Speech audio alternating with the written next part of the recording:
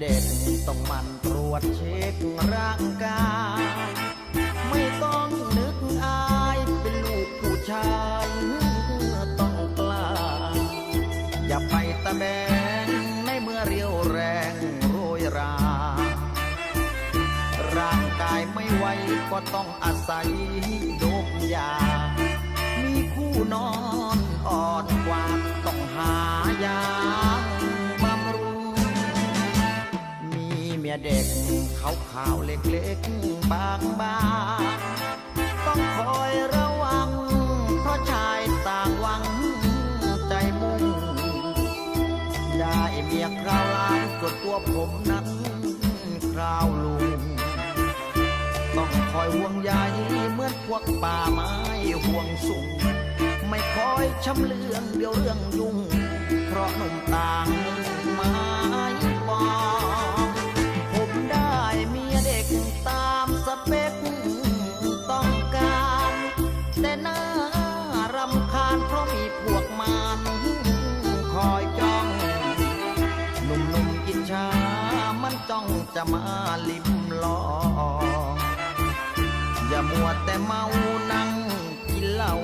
ยาดองถ้าเพลอเลอไม่สอดส่องเดี๋ยวพวกแมวมองว่าไปมีเมียเด็กต้องหมั่นตรวจเช็คใครโทรมาอย่าเอาหูไปหน้าและอย่าเอาตาไปไรได้เมียยังสาวโบราณกล่าวอย่าไว้ใจควายไม่ล้อมคอกโบราณบอกจะเสียใจถ้าถูกขโมยลักไปจะเอาควายใน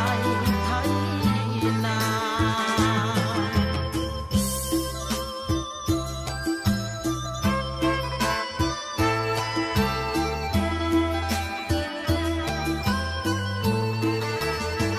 ผมได้เมียเด็กตามสเปคต้องการแต่น่ารำคาญเพราะมีพวกมันคอยจ้องหนุ่มๆอิจฉามันจ้องจะมาลิ้มลองอย่ามัวแต่เมานั่งกินเหล้ายาดองถ้าเพลอเลอไม่สอดส่องเดี๋ยวพวกแมวมองว่าไป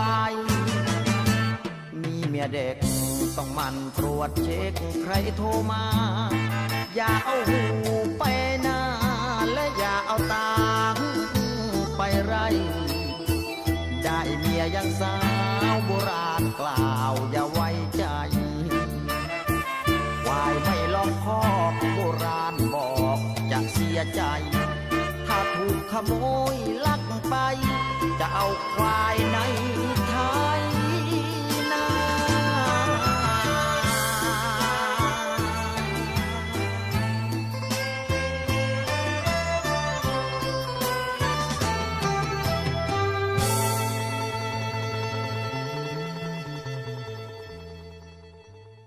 มีเมียเด็ก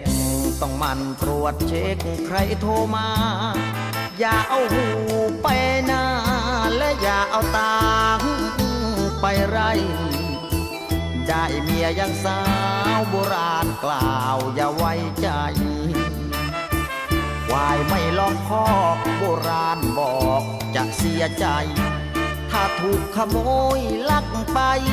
จะเอาควายในไทย